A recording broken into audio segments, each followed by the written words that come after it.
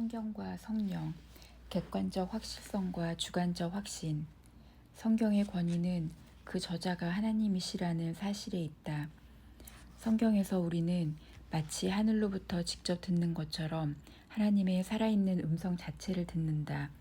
성경의 권위는 교회의 승인이나 해석이 아니라 그 기원이 하나님께 있다는 사실에서 비롯된다.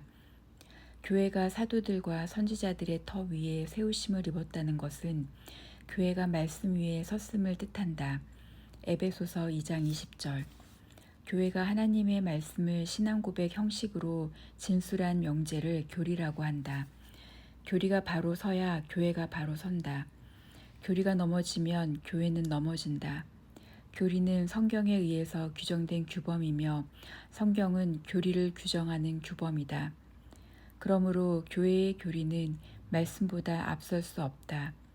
교회에는 경건의 직분이 있는 바 교리의 수납이 교회보다 앞선다. 교회는 품속에서 아이에게 말을 가르치는 어머니와 같다. 교회는 우리가 복음을 믿는 믿음을 준비하도록 이끄는 안내 역할을 한다. 그러나 교회가 스스로 복음을 제안하거나 창출할 수는 없다. 성경은 계시의 기록으로서 스스로 증언하는 것이지 교회를 통해서 비로소 진리로서 공인되는 것이 아니다. 성경은 성령의 내적이며 은밀한 증거에 의해서 우리에게 진리로서 확증된다.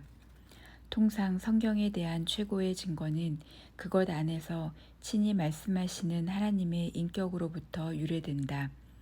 왜냐하면 하나님이 홀로 자신의 말씀에 대한 합당한 증인이 되시는 것처럼 그분의 말씀도 성령의 내적인 증거에 의해서 각인되기 전에는 사람의 마음에 받아들여질 수 없기 때문이다.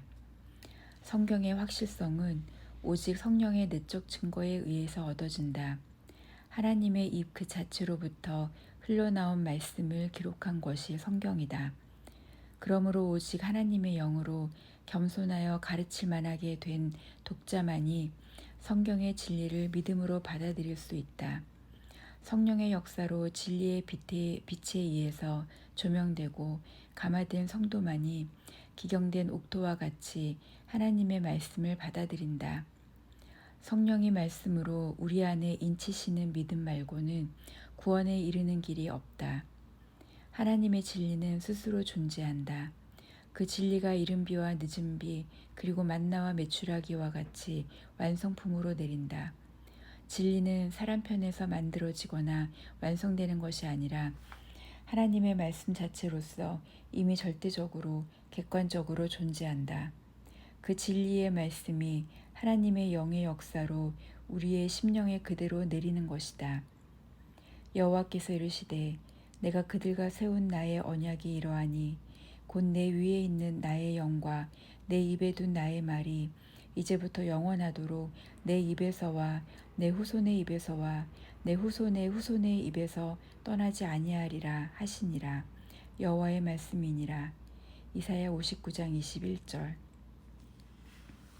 성령의 내적 증거는 하나님의 말씀이 확실한 진리임을 객관적으로 인정하게 할 뿐만 아니라 동시에 그 진리가 참되다는 주관적인 확신에 이르게 한다. 성령의 은밀한 내적 역사로 거듭난 하나님의 자녀만이 하나님이 가르치실 만한 심령이 되어 말씀을 배우고 그 배운 바 확실한 일에 거하게 된다. 디모데후서 3장 14절. 성령의 가마를 육체로 판단할 수는 없다.